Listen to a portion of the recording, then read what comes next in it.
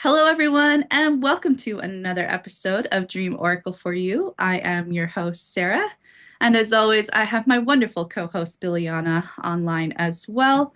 Today is an exciting episode. We've hit our milestone last week for episode 30, so this is episode 31, and we're talking to a fellow member of Ley Love Down, Francesca Doerr. Today, we're going to talk about all things dreams. As always, we don't know where the conversation is going to go. We just let it flow. And with that, Billiana, welcome us. I'm excited for this. For the first time, my internet is working. I'm relaxed on the couch. I got me cuppa and I got the fire going, and no distractions. Fingers crossed. So, yeah, Knock on it's wood. like, but like all those other times that we've done episodes, and we've still got through it and had fun and everything. So now I can really relax and yeah, enjoy it. So yeah, I'm really excited about having you on, and yeah, just someone that we don't know much about. So it's fresh for us, and we like to get people on, different perspectives. It doesn't always have to be people that are experts in dreams or science based or anything like that. But yeah, just a fellow person that's yeah, just learning more about yourself. So introduce yourself any way you like, and then we'll go from there. Okay, well, thank you so much both for having me. My name's Francesca. I am a psychic medium and I'm a healer. And just to throw a spanner in the works, I also believe in God and Jesus. And so I'm a bit of, I like to say I'm like a jack of all trades and a master of none because I'm self-taught in everything and I know a bit about everything. And I've kind of just molded my own abilities in what I do from my own experiences and trial and error. And yeah, I'm a big believer in dreaming. I've been actually, I'm so thrilled to be here because it's like I've been waiting all my life for someone to be like, hey, do you want to talk about your dreams? And I'm like, yes, I do.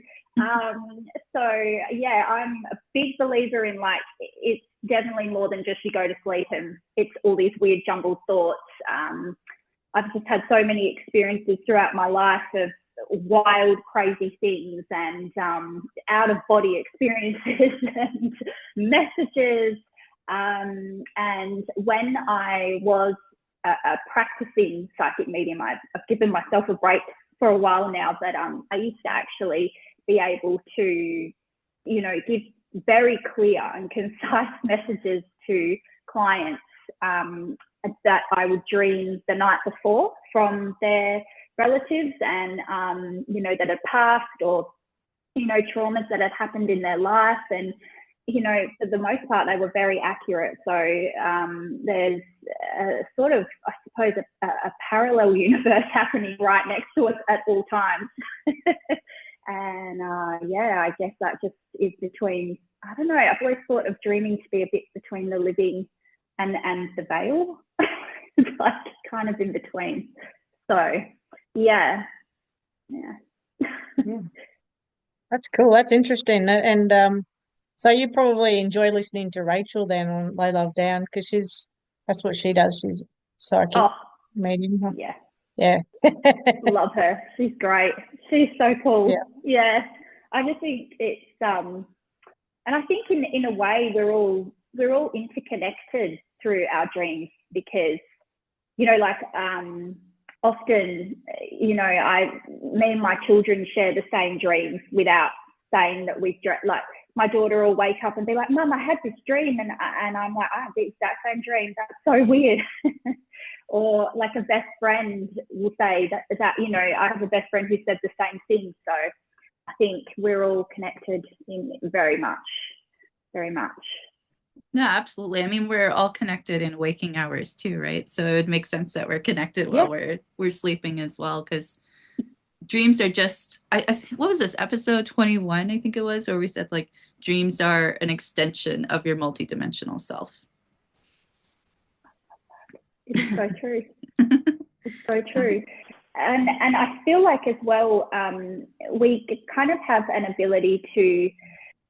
Oh, I think there's a physical ability in dreams. Like obviously, people speak about. I mean, astral projection is slightly different, but you know, you can sort of travel in your dreams, and I've been able to find like health issues that are going on in my own self through my dreams. So, you know, I'll tell a story if I can go ahead. Absolutely. You know, sorry, because I can yap for days. I mean, don't get me started. You know, I've had these. Went to sleep one night, and having had this out of body experience, and someone knocked on my front door. It was these two spirits. They were women. They were healers, and at the time, I had been going to a shaman healer for just work on myself and to sort of help in my practices. And she said, look, you know, you've got these two guides, and they're both sort of women, and they're with you. And I thought, okay, that's cool, no worries. Anyway, I think it was that night I went to sleep, and I, in the dream, clearly heard a knock on my door. And I was actually so annoyed. I was like, you know, guys, 1 a.m. Like, can we stick to this better time? So in the dream, I get up. I'm like walking down my hallway, and my house is really long. So I'm like, this is such a trek. I'm going to open the front door. So I open the front door, and these two women are standing there, and they've got these like little trinkets, like little bottles with, I don't know what was in them, only they knew. And they were like, give me your arm. And I was like, no, I will not give you my arm. And they're like, just trust us, give me your arm. And I was like, okay. So I like handed my arm over to them, and they like put these drops in my arm. And I was like, okay, are you guys done? And they were like, yeah, we're done. And I like closed the door, went back to the room, went back into my body, woke up the next morning and checked the cameras, because I was convinced, you know, someone had knocked on the door and it's just been a whole real situation, and it wasn't. No one was there that I can see visually. And yeah, they had put this like potion in me, which I tuned into, and I realized it was sort of a part of me that had needed healing from a past life. So it was very interesting, very weird. And like, you know, I'm kind of used to the weird, but it was like so fascinating that had happened. And I even felt like a sort of, I guess, like a feeling on my arm where I had put the potion in my arm. Still don't know what that was. So fascinating. I have to ask, how did it, because you mentioned about like getting out of your body, how did that actually feel? Because I've had some out of body experiences, so I'm always curious to talk to somebody else to see how it feels. Yeah, so it's honestly, at first I found it scary. I was like, this is so heavy, and I feel like I'm suffocating in a way. And then I felt like I was trying to wake up, but my body wouldn't let me, and something was just guiding me to go towards the front. Like it's like as if someone's pushing me towards the front door, but I wanted to go back and wake up. And then when I finally went, okay, like just do it, it was okay. And then as soon as I went back into my body, I suppose you could call it, I felt I just went back into normal sleep and woke up in the morning. So like, do you have a similar feeling when you? Yeah, it's always so confusing to talk about, of course. But yeah, like I kind of like how you said you can feel the drops on your arm or whatnot. And so that's like your physical body kind of feeling that, but from the dream space, right? Is that kind of what you were talking about? So for me, when it's like I feel the out of body experience, it's like very much a physical, like really like in like I've woken up in a dream. And I remember this once actually. I woke up in a dream and I got out of bed and I like turned around to look at the bed because it was like I thought that I had like, you know, left my body in the dream, but my body wasn't there on the bed where I woke up. And that was actually one of my like flying dreams in my house, which was super cool. Um, yeah, Wow. for me, almost all my experiences they feel like the physical sensation I can actually feel on my actual body, which is really cool. But sometimes when I'm like actually leaving my body, it's like, as an example, when I was coming back into my body and it was like the slow like ascend into my body, it was like I could hear my physical body snore, which was really funny just to be, because you have all your senses and everything. So it was really, I like actually like when I got back in the body, like had a chuckle because you know, I was like, I just heard myself Yeah. snore as I'm coming back in. So. Love that. Isn't it? It's so fascinating. And yeah, I've had some very similar things. And I find when you going back to you saying how you have felt as if you kind of were like, was it flying through your house or yeah. So I have often got that if I'm going to other dimensions, I suppose, like remote viewing. So I've seen some crazy stuff remote viewing, and I always know when I'm remote viewing because I tend to be up in the air and I'm looking down like a bird's eye view, and it's very crystal clear as to what I'm looking at and why I'm there. I mean, I had one where I guess I must have gone to a Navy base somewhere, and it wasn't in this like I suppose time and space. It seemed like it was in the future, or it was hidden, because I clearly was looking at things I probably shouldn't have been looking at in regards to weapons and things like that. And I knew I wasn't supposed to be there. And this guy in this dimension who was working on one of the planes, the Navy planes, he spotted me and he was like, "You need to go home." And I was like, "Okay," because I feel really uncomfortable. It was fascinating, but I really wanted to watch that. And I saw a bit, like I saw them making everything, what their plans were, a lot of stuff. And then I think he must have, I don't know whether he was remote viewing or what his job was, because, they have soldiers that do that. And he must have caught me out and he was like, "You got to go." So I kind of like backed up and woke up and left that dimension. So yeah, often my remote viewing is from a height, and I settle at some point just observing everything. Fascinating. Yeah, Well, cool. I was just gonna ask, go for it. for people that don't know what remote viewing is, do you want to just explain it?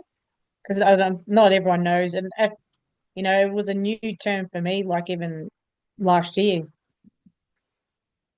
Yeah, yeah. So remote viewing is like it's not quite the same as astral project. It's similar. It's not quite the same. But remote viewing is where you can see what's happening in you. You can be in one place. I'm trying to think of a way to explain it. And if someone says, "Okay, I need you to see what this person is doing, or what this building looks like, or where I should be looking for a lost item, or a lost pet," we can tune in and see exactly where it is or what you're looking for. I can do it in a controlled manner, and I think that in my dreams, I suppose I have a master's of art, and it's a bit uncontrolled, and I'm like just going everywhere. Um, but it's being able to clearly see somewhere you're not, and as if you're in the room. And very skilled remote viewers can even listen in on conversations, and that's why the Navy and the military use them, because they come in handy for certain things. So yeah, and I used to help clients find lost items.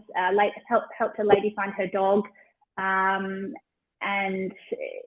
yeah, it's astral projection as well is when you actually leave your body, whereas remote viewing, it's more you tune in with your mind, and look intuitively like a map. Awesome. Yeah, cool. Love that. Hopefully that makes sense. Yeah. No, love that. Yeah, and going somewhere in your dream where you're not supposed to be, that resonates with me a lot because I definitely have traveled many places and realized, okay, I'm not supposed to be here. And often there's like a guide or it's somebody that I know in the dream that are clearly like my guide acting as, somebody that I know and trust to kind of like get me out of there. Yeah. So I was just wondering if you have any thoughts on as to why we go places we're not supposed to go. Like, obviously, to me anyway, there's there's like your higher self that is obviously doing a lot of stuff energetically and consciously while we sleep.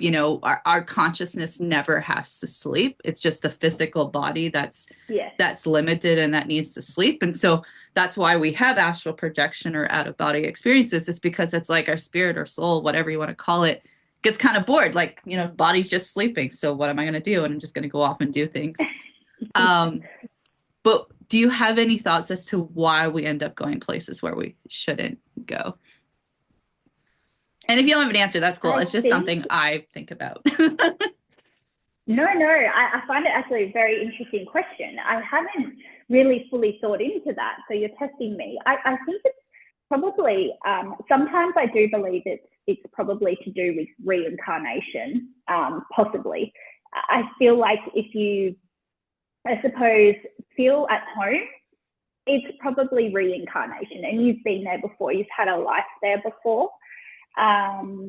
With places such as where we're not meant to be, I feel like, and this might sound a bit strange, but someone who is controlling that energetic circle has let their guard down.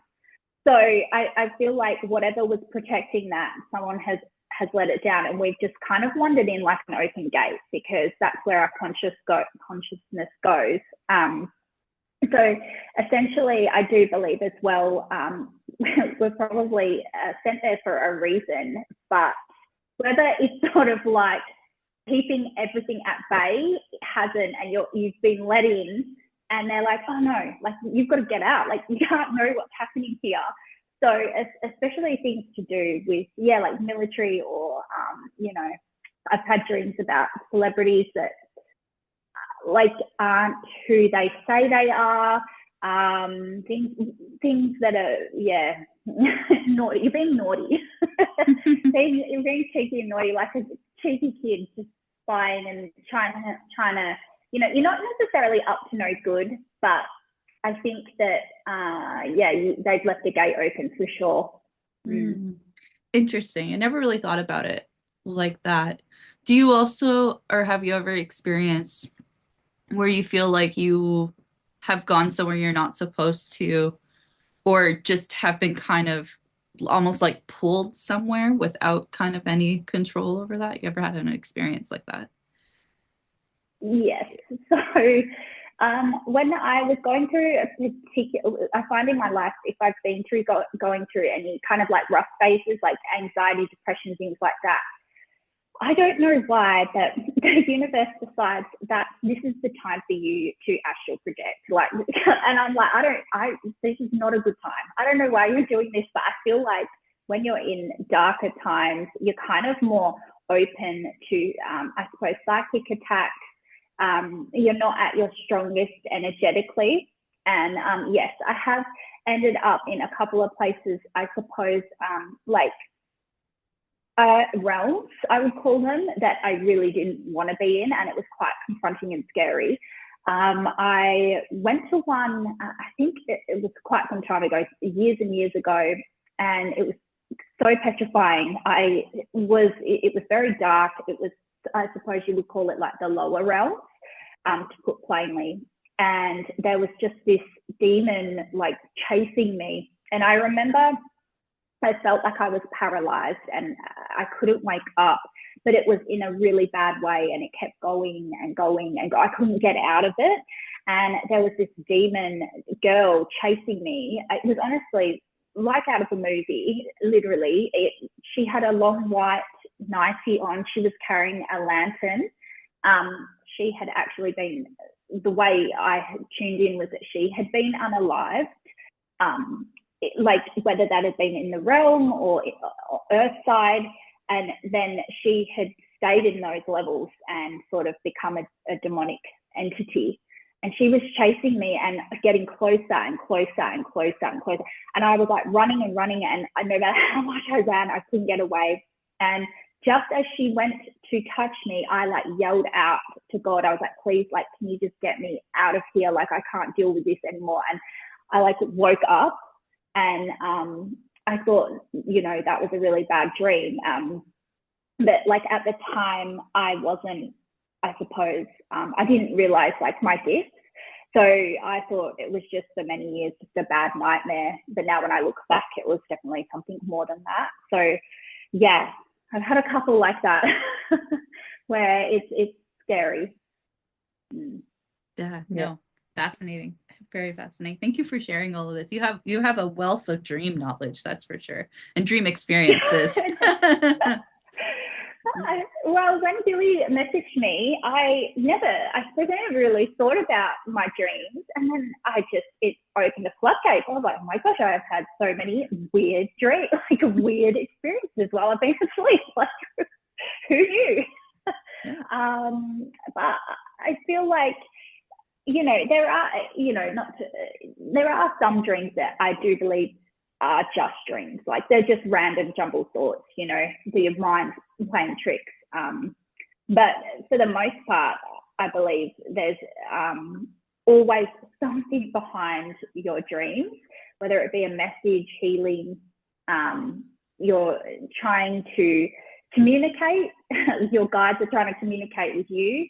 I don't think, science, I suppose, sort of say as well, it's just your thoughts trying to gather themselves. And I agree that I do believe there's way more. And I think that we think a lot's covered up of what we're capable of and as beings. Yeah, no, I resonate with that. I mean, like the fact that we can have out of body experiences and remote views of our dreams and travel to other dimensions. I mean, that alone just says there's a lot more to reality and to our physical existence than we're led to believe. Definitely.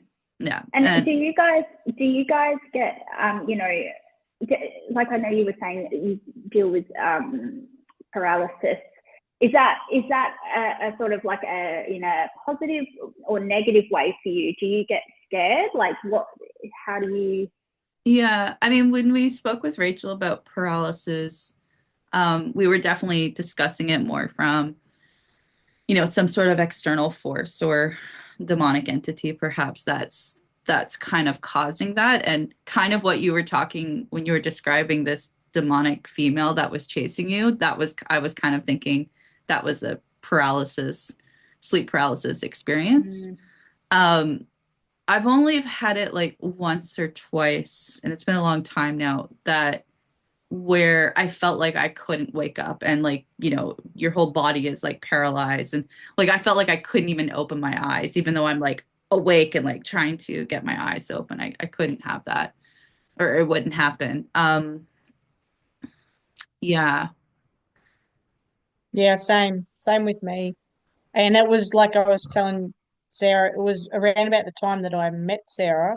I was having a lot of these attacks, and previous to that, I did have, like, you could say, paralysis. So like I can't move, but at the time I just didn't realize what it was. And then after talking with Sarah, like realizing what it was, and then even being in like a meditative state, not actually sleeping, and realizing that I was getting attacked, and working really hard to clear all that. So, just for those people that listen to that episode, hopefully they get something out of it, because it's super important to be aware of.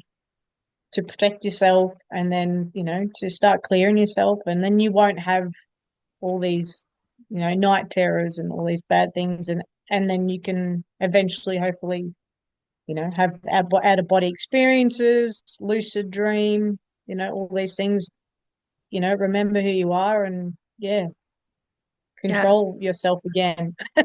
And not be, taken advantage of, even when you're awake as well. Because the more you become aware of your waking life, is the same as when you're sleeping too. So yeah. Yeah. Yeah. Oh, Absolutely. absolutely. So, Yeah. yeah, it's I just feel like, you know, it's very interesting. Everyone kind of has this same thing where, that they're talking about psychic attacks, and you can't wake up and you're paralyzed, and it's so scary, and people don't realize actually how scary it is, especially if it's happening to you every single night.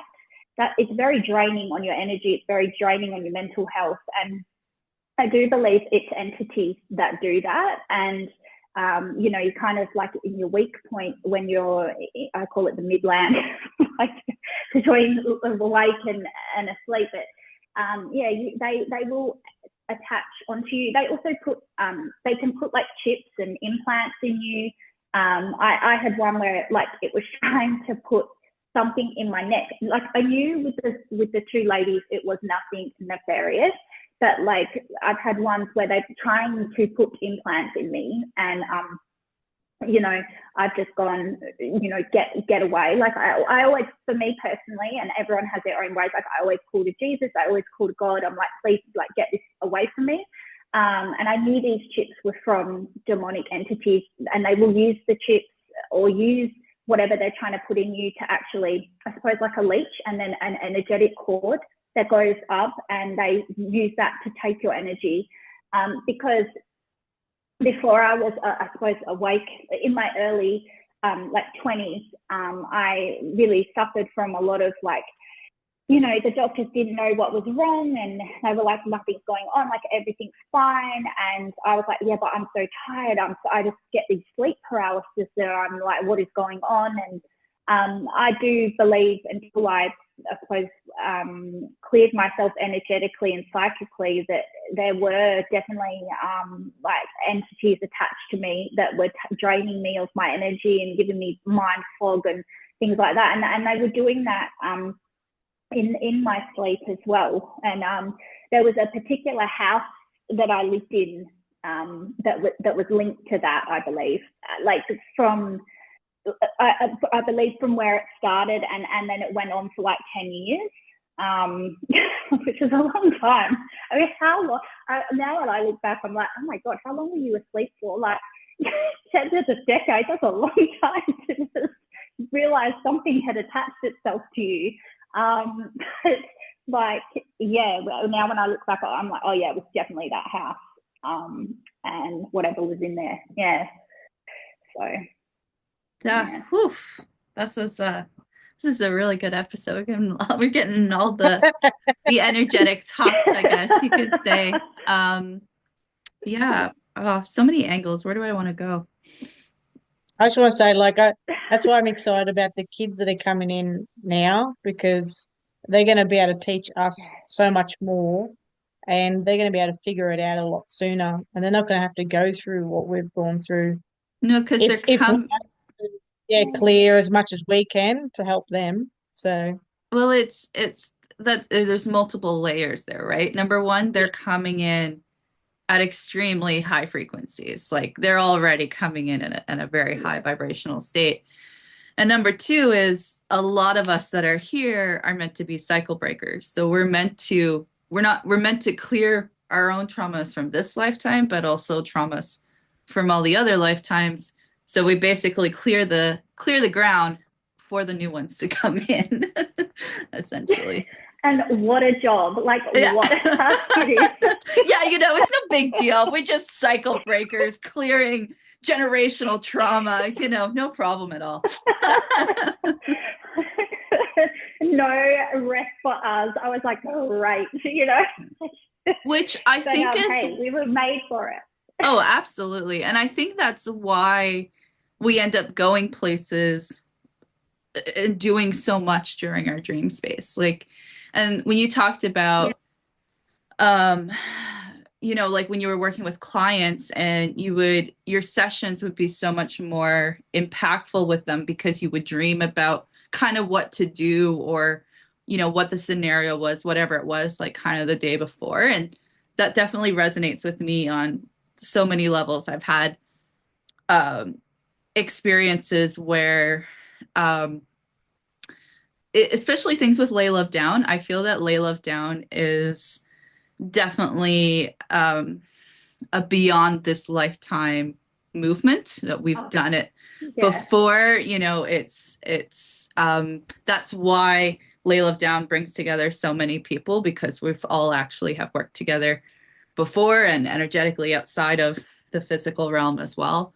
Um, I tend to heal in my sleep state as well. So dreaming, and I'll just go up to people and just like I can just feel there's like this energy exchange, and I'm either teaching them about energy or I'm healing them in some way. So like we do fantastic work during our waking hours, but even when we're sleeping as well.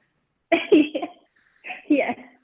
It's like that extra sprinkle on the top, like, and I feel like you can travel much further.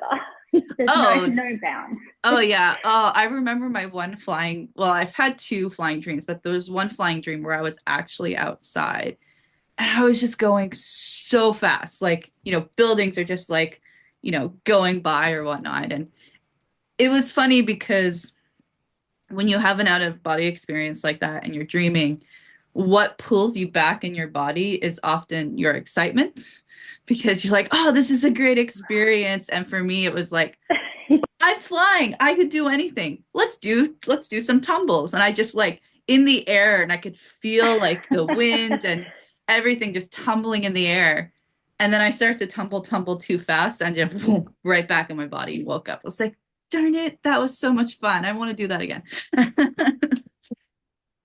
I know, right? Like something that it's so much fun. If you feel whatever you feel, I feel like it's just magnified in the dream, whether it's sadness, like happiness. Like there are some dreams I've had where I'm like, I don't want to wake up. Like this is so cool. And when I wake up, I'm so sad, and I think, oh, I just want to go back to wherever that beautiful place was. But yeah, I totally get that with you, like tumbling, and you're having so much fun, and it's just exciting, and then the body goes, oh no, come back now. Yeah. It's interesting you were kind of just saying that things you feel that things feel more intense in the dream space. Um, that's interesting because I mean, at least for me on my journey, we don't have all the answers. And all of these things that we're talking about, they feel true to ourselves in the moment, but we don't really know. It could be, when we actually return home, if you want to call it that, or, leave this physical avatar. That's when we actually know the reality of how things are. But there's been this thing that I've been toying with, and going to bring up Thomas Campbell again because I've been listening and to a lot of his stuff lately. I've not read his book, which is My Big Toe, I think is the name of the book. It's an interesting title for a book. But as I said, I don't remember if this was in the recording or before I hit record, but he's been studying consciousness for like 40 years. And the most recent thing he was talking about is how he describes consciousness in our physical experience here like a virtual reality, in that this is like this body is an avatar and we're a piece of consciousness that's inside this avatar. And I feel that like the higher self that we talk about is like the player for this avatar, which then makes me think, I'm like, well, if the player and we're controlling the avatar, which is our physical body, then really the reality or um yeah, I'm just trying to figure out how to explain this, but it's almost like your higher self and that reality is actually like where all the experience is. So it, and I don't know if I'm making any sense here at all. I'm just kind of talking off the That top makes of my head, but it makes sense to me then why your dreams would feel more real, because that is Mm, like the true experience, because that is your actual consciousness as a part to being a part of consciousness that's in a limited physical body. Because we are obviously limited, we have to sleep for 8 hours. yeah, yeah, yeah. We're so limited in the 3Ds. And I think that it's kind of like our consciousness is almost like a massive, like never ending filing cabinet. And it's just up there and it never ends. And there's all these things that like attach, kind of like, oh, it's kind of weird. Like I see it like a strings, and then there's this huge filing cabinet, and that's our consciousness. And we connect with whatever is led us to connect to, and explore whatever we can explore. But we're so limited within our bodies, and in the 3D. But yet it's so easy to connect.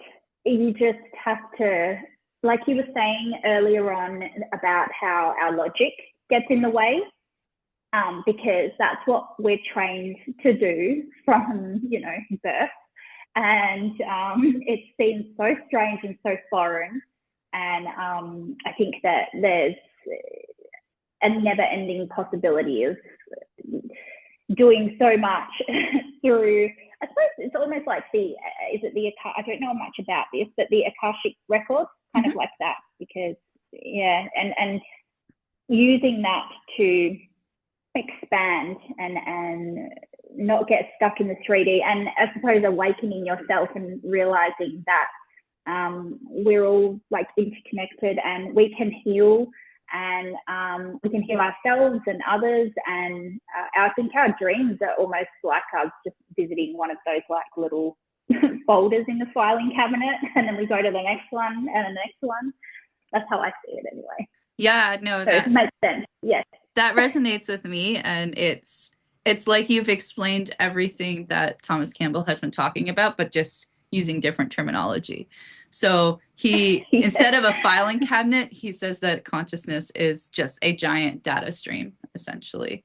And then the point of the data stream is to lower its entropy, where entropy is just, the measure of disorder and chaos.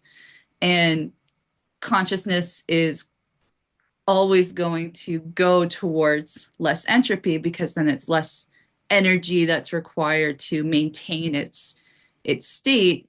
And to get to less entropy, you're going actually towards love, because that's where less chaos is, and that's where things are just easier. So it's I do recommend anybody, including yourself, to check out Thomas Campbell. There's been a couple interviews that he's done. In particular, I've been listening to the one with Joe Rogan, and it's been just absolutely. I've heard of him before being on Joe Rogan, but this interview with Joe Rogan is actually pretty good, because he actually kind of explains how he got to study where he was going with consciousness, and he's been doing it for like 40 years. So, not saying he's the end all be all, but he's definitely putting words and being able to explain. I like it because he's able to explain consciousness from like a physics perspective, which I think has been kind of missing, because I find that people who are stuck in the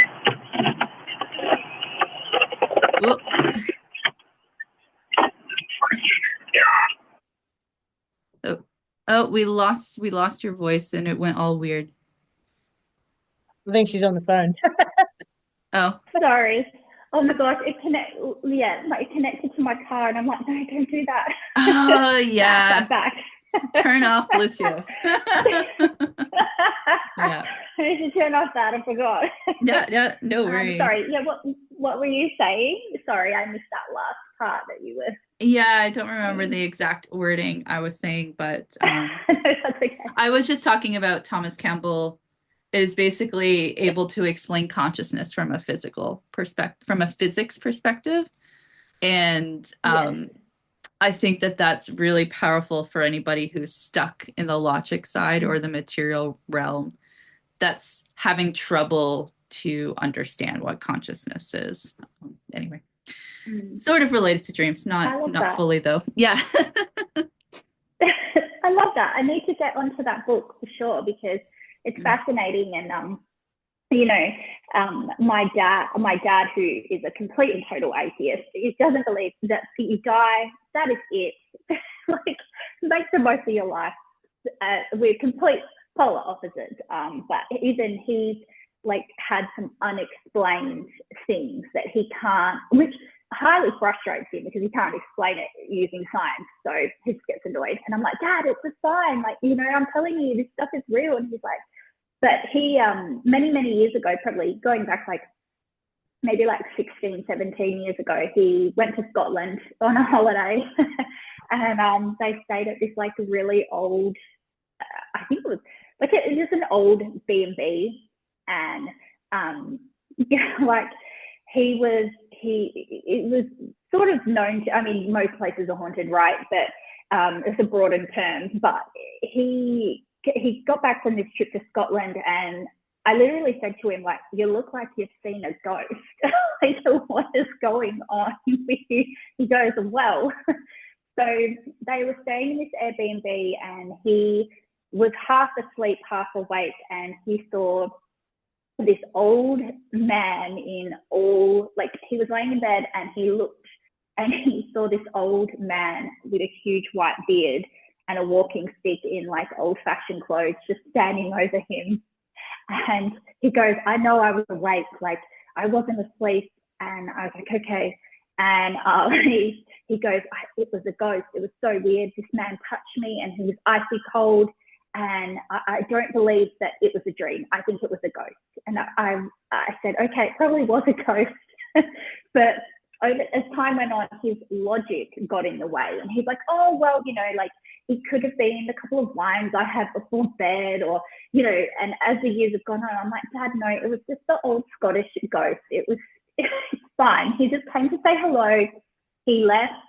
We were probably staying in his room, so he has had that. It's even people I know, like my dad, who are complete atheists, that you die, that's it. They have had things that cannot be explained.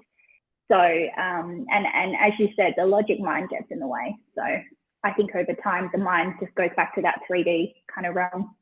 Yeah. Well, I mean, it's where we are, right? Yeah, and yeah, it's makes sense.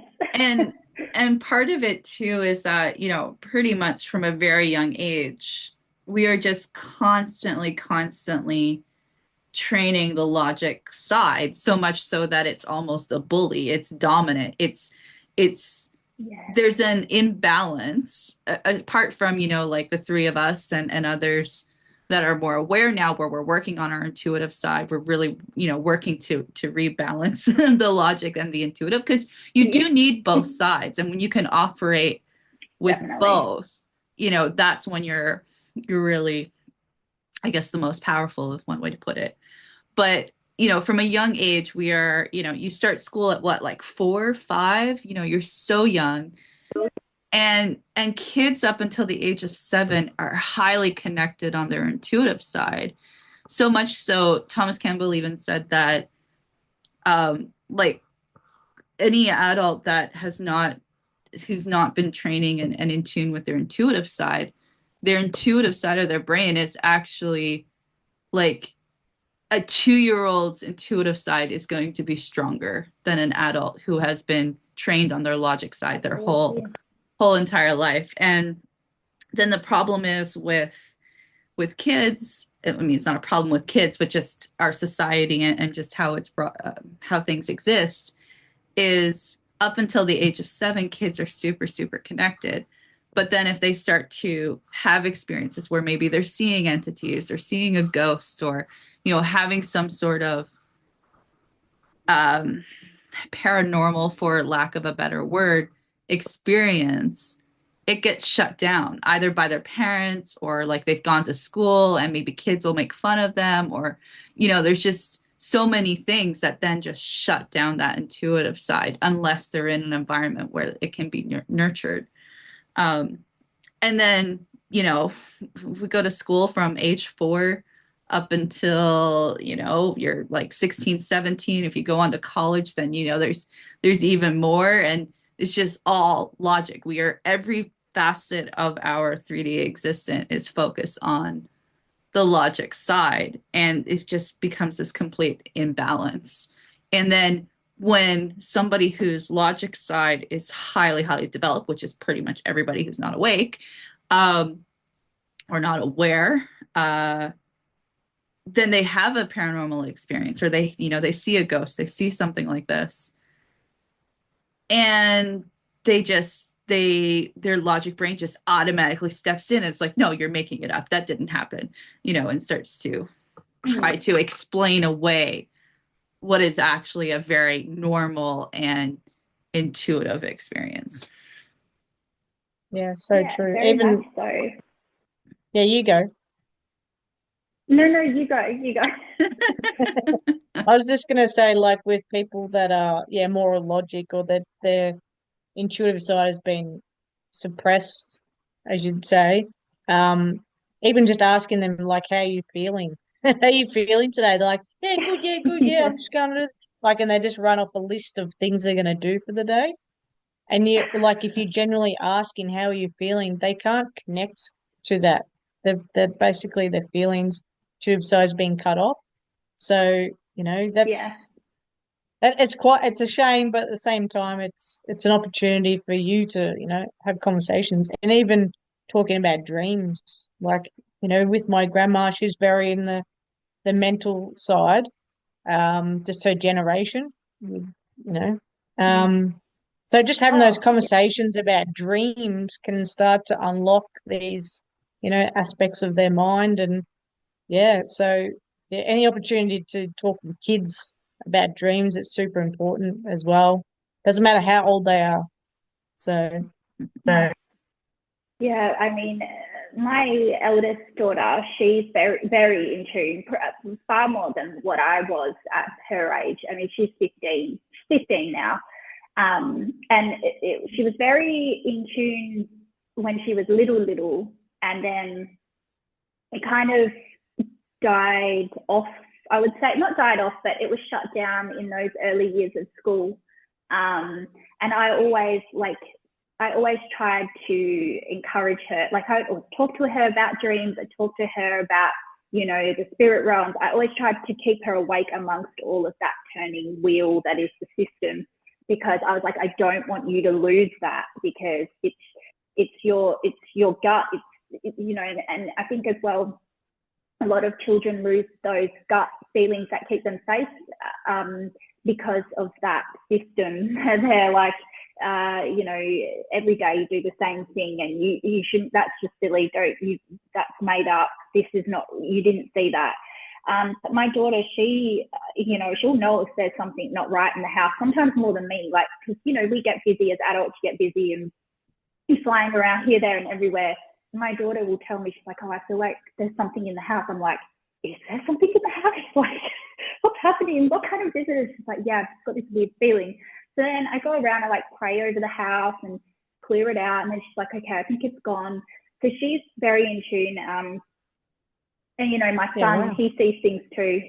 He's 12. He sees things. He's like, oh, there's a shadow man. And I'm like, oh, if anyone normal, like 3D, listened in, they'd be like, that family is insane. Like, what is he talking about? Shadow man. Like, what? He's like, yeah, it was like a 9-foot shadow man in the hall. I'm like, oh, we'll just get rid of him, get him out. So yeah, they're all quite in tune, but yes, it's very true. They're very much see, pretty much everything until they reach a certain age. And it's very much dependent on, not unfortunately, that, are the parents going to keep them in tune? Are the parents going to talk to them about things? Well, is it pushed aside? Is it belittled? Is it mocked? And as you were saying about your grandma, Billy, you know, that generation, if you were if you were put in the lunatic asylum if you believe that kind of thing. So Yeah, you know, so true. Yeah. yeah, yes. And my grandmother, she's my grandparents are Catholics, so they don't believe in that stuff. But yeah, and my mum's much more open. But yeah, I think there is definitely that generation that just shut it down. Sure. For sure, because it wasn't accepted, I guess, in a societal level. And I mean, it depends on how far you go back, but there were witch trials, right? You had these like Yeah, like people were yeah. literally killed for being in tune with the metaphysical. So, Like, so don't killed, talk or about that. You will be burnt at the stake. Like, yeah, you were either so killed or put in an asylum, medicated, tortured, all of these yeah, things. So, I guess we are very fortunate then. We exist in this time where, while it's still not widely accepted, it is definitely more accepted, and you can at least find your tribe to connect with and yes, push right. to push and evolve consciousness to go towards, what reality actually is, and go towards love and not all of this fear and Yeah, no fear, mm. none. I mean, like, I used to think it was normal having all these crazy dreams like we're talking about now. And I also, until I was 28, yeah, I went through this like horrific phase in my life, and it was awful. And it wasn't until then that I really woke up and I came into my gift, which I didn't realize my whole life I had this gift. I thought everyone saw, like everyone's relatives in visions when they were talking to them. And the amount of conversations I've probably had with people where I was not actually listening to them, but I'm like, why am I getting a vision of your grandmother? Or why am I getting a vision of a past, this life you were in different clothes? And I thought because I didn't see it with my own eyes, like as if I'm looking at you and you're looking at me, I thought I was just had this ridiculously vivid imagination, or I was crazy. Like I was like, I was like intrusive thoughts, I suppose. So it wasn't until I just happened to be on YouTube one day and I saw psychic medium, and I was like, oh, like, what are the signs you're a psychic medium? And then if you hear noises, it's all my animals. I have 3 cats and a Scottish dog, and they know I'm in here, so I do apologize. But yeah, they, I saw this thing about the psychic mediums, and I was like, oh my gosh, like, this is what I have, and what is going on. And that's how I kind of came into my gift and realized, in fact, I wasn't crazy. And I started doing readings slowly over a few years, and I was helping people, and I would get good feedback. So I guess it wasn't so much this like aha moment. It was just more like, oh, okay, it's not completely crazy that I can travel in dreams and have thoughts. Or I mean, do you get I suppose like premonitions through your dreams? Do you like? Yeah, I don't know if I've had them per se yet. I'm still very much new to paying attention to my dreams, I would say. I've always been fascinated with dreams my whole life, but it's really only been like the last 3 years, 2 years in particular, where I've like all in with dreams and paying attention to them. And I've probably told this story a million times, but every guest hasn't heard the story. So, sorry to our No, audience I want to members hear the too. story. Yeah, yeah. Well, it's really the groundbreaking dream for me that made me realize that there's more to this reality than what exists, or what we're taught to exist. And first off, I have a strong science background, so there was quite a large period of my life where I didn't really believe in anything beyond the physical, because it was hardcore science. To me, science and the metaphysical, there's no way to merge them. I do believe and see now that they're not separate at all. But that's just what the science, the logic side teaches you to believe. But anyway, so this dream, it was like waking up within a dream, and but recognizing that it was a dream because the fire alarm was like on a different wall, and I was visiting my mom at the time, and I was sleeping on her couch of all places. um, and I just remember going up to this fire alarm, and I was like attracted to the fire alarm, and this energy came from the fire alarm and into my body. It picked me up, put me horizontal, put me back down, and I go and I lay down again to go back to sleep within the dream. And then I wake up again, and when I wake up, it's my grandfather is sitting across from me at a table that actually doesn't exist in that room, but he was sitting at a table. And this is my grandfather who passed away maybe 10 years before. I was very, very close to my grandfather, always just had a great relationship with him, and obviously still miss him dearly.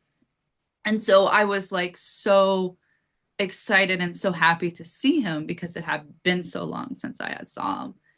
And we didn't verbally speak in the dream, but it's just like I knew what he was thinking. And then my mom came by in the dream. I was like so excited. I was like, Mom. I was like, look who's here. Look who's visiting us. And my mom is definitely like in tune and connected, but she in the dream she couldn't see my grandfather. And I just had the thought come in, and my grandfather said, tell her she's beautiful. And so I said to my mom, I was like, Pop says you're beautiful. And then she was smiling and stuff. And then I got the sense that he had to go. And I was like a little like upset or sad that he had to go. And I wasn't done to talking with him. And then I said to him, I was like, but Pop, I don't know how to use my gift. And then I woke up. And it was just like that whole experience felt so real. Like it really felt like he was there. It felt, his energy. I never really thought about it before. Feeling the energy from the fire alarm, like every experience was like nothing else I had ever experienced up until that point. And it changed my life pretty much. And constantly on a search to figure out what the gift was. And then also just becoming so fascinated with dreams because it is a way that you can connect and spend time with your loved ones. And I have lost both my grandparents and my mom, who I was very, very close with. And it's always a pleasure and a joy to spend time with them in a dream. It's never because of what I know now that I know that they can visit you and that it is their consciousness or their energy or whatever it is. It's not a sad experience, but I feel that somebody who hasn't become aware yet, and if they were to experience their loved ones that have passed, visit them in a dream, it actually can be quite traumatic for them because they don't realize that it actually is a real experience. It becomes a sadness because they're reminded of what's no longer there. And to me, that's where dreams can be so beautiful once you're connected. And anybody who's paying attention to the dreams is probably aware that there's more to this reality than what we're led to believe. Anyway, sorry, that was a big monologue, but Wow. No, I love that. That's amazing. How what a beautiful way to be introduced out of 3D logic to the other realms. That's so, I love that. And the fact that a lot of people would, I suppose, not, they would just see that as maybe just a dream. Like, I loved that you just accepted it and you were like, yeah, there's definitely something else out there. Like, this has really woken me up. Well, there definitely was some question initially. It was like, did he really visit me? It felt like it. And then I spoke to my cousin who works, she's currently now a paramedic, but she was working kind of in like an old person's home and care and that sort of thing. And she's told me about like paranormal stuff that goes on, and there were like lights flickering and hearing noises and all kinds of stuff going on. And so I had told her about the dream and I was like, I feel like he visited. And she's like, yeah, he definitely did. And so it's like, having just one person say that, what you feel is real is actually real. It's like that confirmation and stuff. And so that's when I was like, okay, this happened. And then explore and learn from that point on, right? Yeah, yeah. And then the rest is history. Now here you are. Trying to bring others to the side. I know it's. I know that I had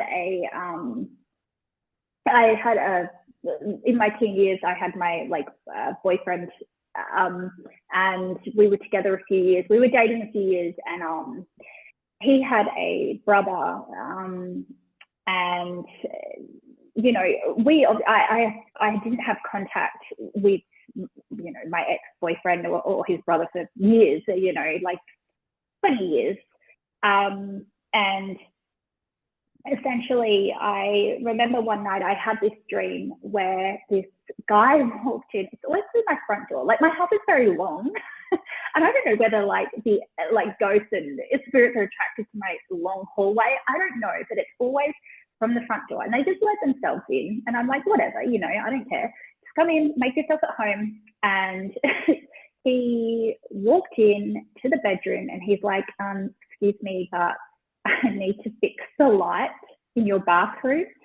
And I'm asleep. So I'm like, okay, sure, like, do whatever you've got to do. And I was like, what's your name? And his name was Luke. And I was like, okay, Luke, no worries. No idea who you are.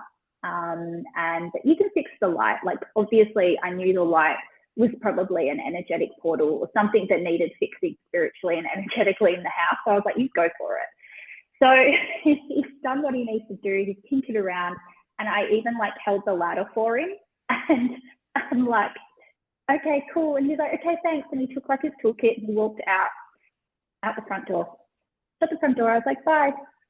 Anyway, I could not, for love nor money, find out who, what, why. Because I had a client the following day and I thought maybe it was for her. And she was like, no, I don't know anyone named Luke that looks like that. I don't know who that could be. And it took 2 years. And I finally kind of went down this.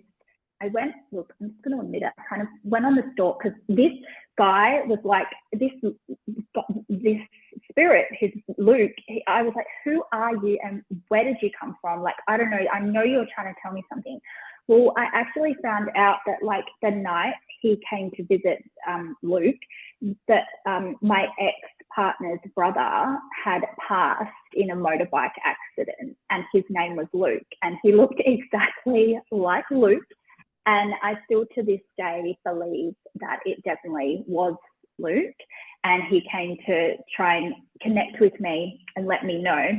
And I feel so bad now that it took me 2 years to figure out who he was. And I mean, I don't have any communication with his family, and I wouldn't contact them or anything like that. But it was definitely him, and because he had the same features and everything. So I think as well that, and he was very much, from what I knew of him when I was a teenager, he was very, 3D science-based. But I do think that they also know who to visit, and you might not have seen that person in 30 years or 50 years or 10 years, but they know that you are awake and that they can talk to you from the other side. So yeah, that was one of the more interesting ones I had. Yeah. Yeah, no, it's so fascinating. And I wonder if he actually did, or was the fixing of the light metaphorical? Was it, was he actually just creating a connection to you perhaps? Or, I don't know, but he really tinkered with the light in my bathroom above the shower. It was specific. And I was like, right, cool, you do you. I don't know what, but I do believe, as you said, it probably was metaphoric, maybe he was trying to go to the light, or I felt like my gut was telling me that something was off, maybe there that he came to try and help with, but yeah, I don't know. There's so many things I don't know, and I'm still learning.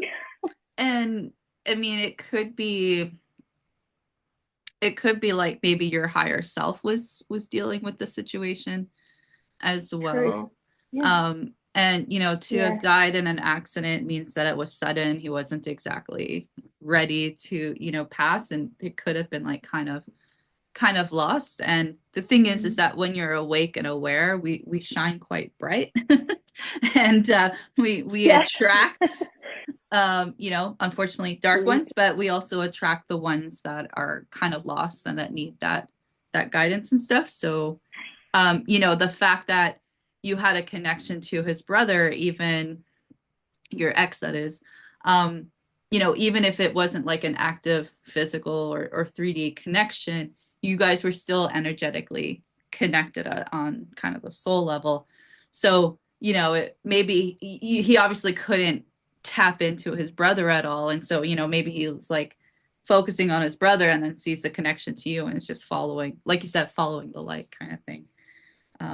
But yeah. Yeah. And I think that, consciousness, like you were saying, it's like it doesn't have a limit. So wherever they connect to or whoever they visit, I mean, I guess like I've had so many visits from people I don't know as well, and I still don't know who they were, what they were doing, but they felt the need to connect with me in some way. So yeah, and from all different time frames, like history wise, So and also, like I was going to ask, have you ever experienced like reincarnation through dreams? Because like for yourself, because that's something that happens to me a lot. Essentially, like I have one very vivid dream where I was in the courts of King Henry VIII. And oddly enough, from a really young age, like 6 or 7, I was obsessed with King Henry VIII. Like I would sit there watching documentaries or like, anything. I was just really drawn and I never knew why. And then one day I had this dream and I believe I was a porter, like not a porter, like a servant. And I was part of the court and I was serving, but I was also like listening into a lot of the conversations. I was a bit nosy. And I remember watching him through this beautiful, like intricate trellis, like wooden trellis behind like a hidden wall. And I knew I wasn't meant to be there and I was supposed to be serving food. So I do have a lot of past lives come through that I think I've lived in my dreams. Yeah, for me personally, I mean, I'm not I definitely know that I've had past lives. It's just like that inner feeling that you get. But to actually dream about them, the only one that came to mind as you were talking is one that I had very early in my awakening process. Um, but I will say that every time that I dream, whether I'm visiting a different dimension, visiting a different timeline, visiting a past life, it's it's like, I guess it's more from the perspective, and the perspective that I dream in is like as if, I'm myself right now. So it's not like I'm always looking at my body or, looking at how I physically feel. Yeah. It's, I could even be like, experiencing a childhood situation, but I'm still like in my head, I'm in my current adult body, my current avatar. So it's interesting Yeah. how, we have all these conscious experiences, but we are so very connected to our physical body. And so it's like that's the perspective that I operate out of. But this one particular dream, it was myself and two young boys. I think they were siblings. I don't know if they were my kids or if I was like an older sister or something, but I was definitely um, guarding or being the caregiver for these kids in some way. And we were hiding in some sort of it's not a modern day tent. It was definitely like a kind of hunter gatherer type situation. Like it was definitely not modern times. And we were hiding and running from something. I don't know what exactly it was. I don't remember all the details, but I just remember that was the first time that I was like, this feels like a memory of, some past life, basically. That's so cool. That is interesting. Yeah, I've never had a dream of a past life. Well, maybe I have, but nothing like what you described, Francesca. Um, yeah, and I haven't had anyone visit me that they've passed away, but I've had dreams of, like, not premonitions, but I suppose you could call it that. I've not seen an event, but like kind of preempting an event is going to happen, and I feel the need to contact that person to tell them something. So yeah, it's happened a couple of times. Nothing like hugely profound, but I just was drawn to contact them and say this. And I think it was just when I was becoming more aware and in tune with myself that it was like a thing I needed to like express. Um, so yeah, so I'm open to getting visits and stuff like that, but I suppose I haven't had many people pass away in my life, so I don't. Yeah, Have you set the intention for that? no, I think I'm more rejecting it. Like, you guys move on, you just move on. Like, you don't have to hang around. It's all right. You're good. Keep going. Yeah, not exactly related to dreams. So just gonna sidebar here a little bit, but it's something that I feel compelled to tell you as you're talking. You've mentioned a couple times about your house being really long and your hallway in particular. Um, it just came to me, and you might want to intuitively feel into it.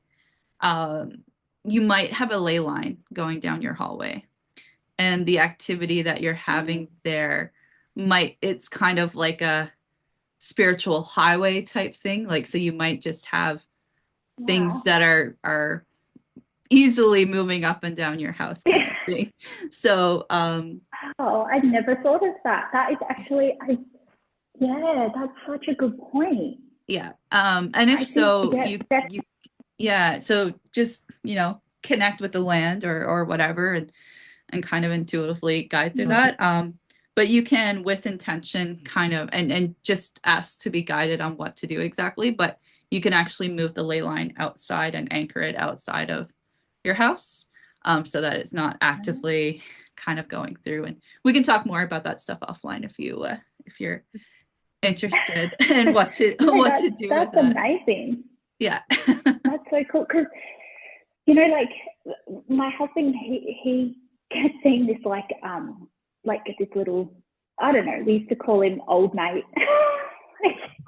We used to call him old mate. I don't know, like, because he would bob his head, and my husband would be like, oh, he's back. I'm like, old mate's back, and and then he'd see him, and it's odd because where the hallway is, that lines up. It kind of lines up like with the bedroom door at the end, and like, I guess, yeah, the ley line would probably go down there. And my husband kept seeing it in the hallway, and then in the bedroom he would like peek his head around the door and then peek back. He was a bit of a tricky trickster. And he does show up once or twice a year, and we just kind of, I don't know, he just kind of lives with us. Like, we just let him be. We're like, oh, we don't know. He brings no bad feelings, but that makes sense with the ley line. I never thought of that because the way they all show up is down that one straight line. Yeah, exactly. That's what I was thinking. And then with every doorway, then it's, it's like a curiosity for them. They're walking down this road, if you will, this energetic highway. Like, oh, what's in there? Yeah, like, going on. They're very curious. I think the ones that aren't up to no good and mischief are curious, I think, and I think they're always there for a reason to try and pass on a message. But we don't always know what it's for. But I know that it's sometimes as well, like, our electrical equipment goes. So okay, so it's just come to me now talking about the ley line. So on that same line, so from the front door to the back of my house, the couch is in that traffic road, and me and my daughter always hear, like, we get tinnitus. Is that how you say it? Tinnitus? Yeah. The ringing in the ear. Yeah. Yeah. Yeah. And we'll be sitting in the same corner, and she'll be like, my ears are ringing. I'm like, it's a portal. Just don't worry, it's a portal.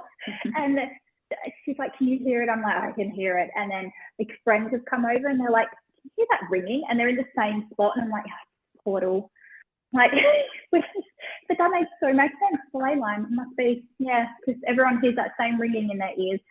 Yeah. Oh, fascinating. Okay, we definitely need to talk offline about that. Yeah, don't want to take up definitely. all of Dream Oracle to talk about ley lines and portals. Yeah. Although I'm sure Rachel would be really excited to hear us do that. But Biliana, do you have any more questions about dreams? Because I'm like looking at the list of questions you provided to Francesca, and I'm like, we have actually covered everything. We didn't actually ask the questions, but all of those topics that were encompassed in those questions. There you go. And I'm so excited to put this episode up because I'm going to be like telling everybody that like there's something for everybody in this episode. We have covered so much ground. We have talked about so many different angles of what dreams are, dream experiences, all of it, even down to ley lines. Yeah, no, there was a ley line or two thrown in there. Yeah. Well, yeah, we'll put the link to the website too. So if anyone's interested, absolutely, because like for us three, like connecting in that way through. Well, Sarah and I, we didn't connect that way, but we're all part of the project. Like it's super cool for even for you to like even thinking about now the ley lines through your hallway. Yeah. It's so it's the true. fascinating thing, like so new for me as well. So, and the ringing in the ear, I get that a lot. So I'm going to pay more attention to when I get that. Yeah. Yeah, because I'll be like, it was at an event in Bendigo, and I was literally sitting there, and my ears were ringing most of the event, and it was a pretty like profound event. And yeah, I was like asking the lady next to me, can you hear that? Like, can you hear that ringing? No one could hear the ringing. I was like, why is it I'm the only one hearing it? I'm like, what's going on? So I'm paying more attention to that. That's interesting. for sure. So Yeah. interesting. Yes, I never thought of it either. Like, see, this is how you all connect and how the universe like helps your consciousness grow through all of this, because I've learned so much just in chatting to you beautiful ladies, and like just knowing, yeah, my eyes are just open, especially with the ley line through the house. And not to trail off, but yeah, I've been teaching my eldest daughter about the ley lines, and she'll send me photos. She'll be like, is there a ley line? I'm like, I don't know. Billy told me to squint. Like, I'm trying to see. And she's like, I don't know. I'm like, don't overthink it. I was like, just go with your gut and then we'll decide. So, yeah, it will be driving. And she'll be like, do you think there's a ley line there? I'm like, what is your gut telling you? So I've kind of been feeling the ley lines through my gut. Yeah.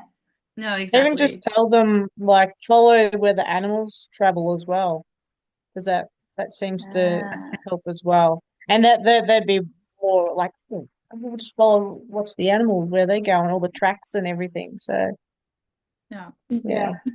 Very true. They know they're all. Yeah. One of the last questions we usually like to ask our guests as we wrap up an episode with dreams is there anything else on your heart that you want to talk about dreams, or that you just want to share, either for our audience, something that you need to get off your chest, any of that? Just connect with your heart and let it speak.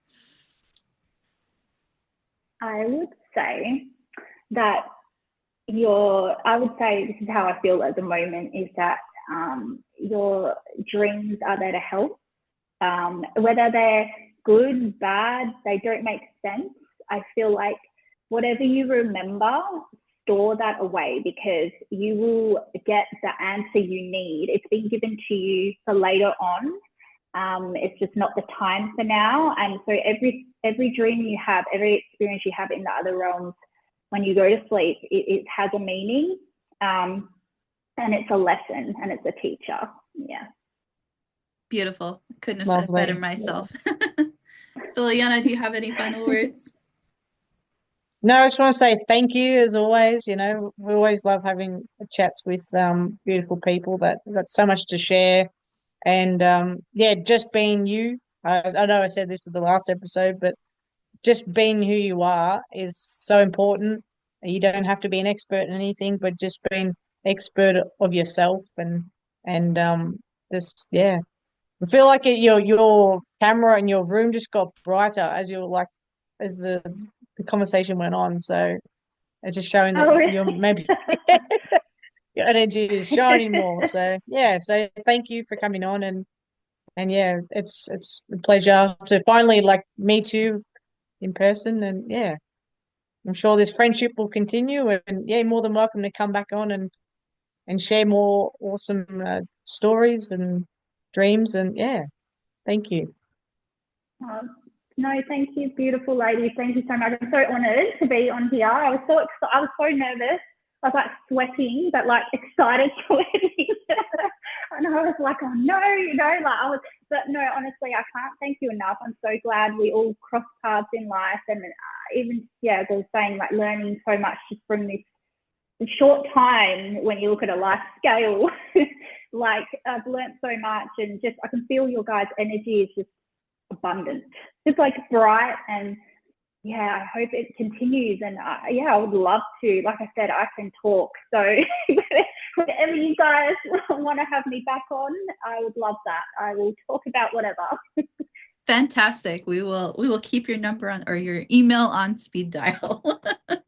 and and and appreciate what you said about our energy. We've been getting that comments come up a couple times on some of our videos, and it's such a powerful thing to say about how our energy is coming through in our episodes, and it just makes us even more excited and happy to continue on. So thank you again, Francesca, for being here and talking about all the amazing things we've talked about today. Oh, we have You a are very furry welcome. visitor. You are, is it a boy? Or is it a girl? Yes, he's my Russian blue. Oh, he's It's a big beautiful. cat. He's He is massive. a leopard. He's How huge, right? how big? How heavy? Oh, he's a big boy. Like Yeah. he's very into. I mean, all cats are, but like he loves to come in when he knows the energy is bright. And like when my clients used to come, if they ever needed healing or helping, he would open that door. He opens the door himself. He's a master of escape or getting into. But yeah, I think he's about 8 kilos. So like I don't know what that is in pounds, but So like he's just not over small. 16. Yeah. Oh my Yeah, goodness. yeah. Ah, so nice to He's have a beautiful. visit from a furry Yeah. friend. My furry friend Yeah. came in and left. She's also a big cat. She's a long-haired tabby. Aww. Her name is Oh, Ion. She's a cat Ion, and she's yeah. positively charged. It's my, Love that. I know, right? But she's also a fairly long, big cat as well. So I often get told that she has Maine Coon, and I was like, it's either Maine Coon or Norwegian Forest cat. So she's just Yes. very majestic, beautiful. But Majestic is the word. yeah, for sure. But what was his name? I don't know if you said his name. His name is Lyosha. So it actually means someone who came to help, or a being that came to help. But like over time, we call him Lie, and then it turned into Lion because he just kept getting bigger and bigger, and now we just call him Lie, the Lion, and he doesn't care. He just doesn't care about a thing. Like he just opens the door. He'll let himself into whatever room he wants. Lays on the bench. I'm like, could you just remove yourself from where the food is? No, I cannot. That's where I'm sleeping. So yeah, he's majestic. Yeah, beautiful. I love Well, him. I'm glad he decided to pop in and visit the episode, and hopefully everybody will enjoy. Yeah. seeing the furry friend. Hopefully. And now I will finish. It's funny. I was like just about to close out the episode. He's like, no, no, no. Let me say hello. He's like, just a second. I can feel the energy. Awesome. Well, thank you once again, Francesca, for being on. Today has been a fabulous episode. I'm really excited to put it up, although I say that about every episode, but in particular, I think today's episode was very special. Again, it was great to connect with you. And as always, thank you to all of our amazing audience members and supporters, viewers, whatever you want to call yourselves. We're so grateful for everybody who follows Dream Oracle for You and gives us that love and support for us to keep going. We do this for you, so thank you. And we promise that there will be more and more exciting guests, returning guests in the not too distant future. And as always, everyone, please just keep on dreaming.